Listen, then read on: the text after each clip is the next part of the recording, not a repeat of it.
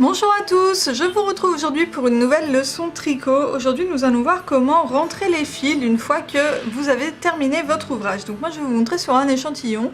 Et voilà, si vous avez tricoté absolument n'importe quoi, la technique sera bien entendu la même. Donc vous avez forcément au moins deux fils à rentrer. Celui du début quand vous avez monté vos mailles et celui de la fin quand vous avez arrêté vos mailles. Ensuite, si vous avez changé de pelote en cours d'ouvrage, donc là vous voyez, hop, là il y a eu un changement de pelote, donc j'ai un nœud mais j'ai aussi un fil qui est un petit peu plus long qu'il va falloir rentrer. Donc on prend une aiguille à laine, on va passer le brin qu'on veut rentrer dans l'aiguille à laine.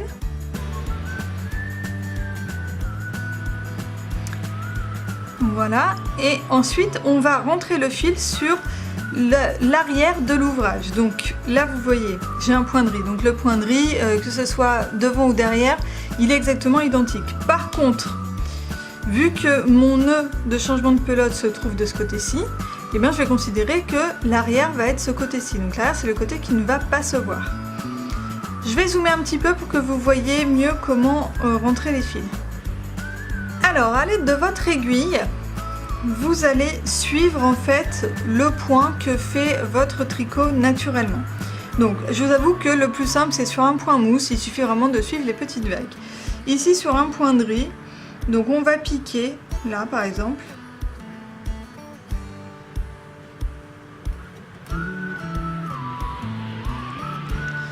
Hop. Et ensuite on va piquer la maille qui est au-dessus. Et en fait on va essayer de suivre la vague, les petites vagues en fait que font les mailles naturellement sur votre tricot pour que le fil ne se voit le moins possible. Alors là avec de la laine très grosse comme ça, parce que là je suis en taille 9, ça va forcément se voir, ça va forcément faire une épaisseur. Par contre avec des laines plus fines, des laines qui... en 3 ou en 4, ça ne se voit quasiment pas.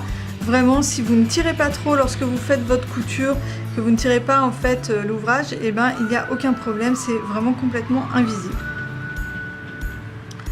Donc on continue comme ça pendant quelques points.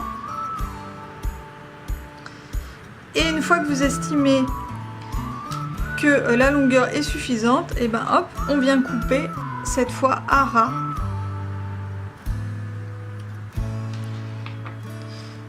Et voilà, donc vous voyez que sur l'envers, je ne sais pas si vous allez vraiment voir, mais sur l'envers, on voit le fil, on voit qu'il y a un espèce de méli-mélo de fil, on voit que le fil a été rentré à cet endroit-là. Par contre, si je retourne sur l'endroit, eh ben, on ne voit absolument rien, on a vraiment juste la bordure des mailles rabattues. On a forcément une petite boule ici à l'endroit où on avait arrêté le fil et puis qu'on l'a replié derrière. Mais voilà, une fois que votre ouvrage sera cousu, après ça ne se verra plus.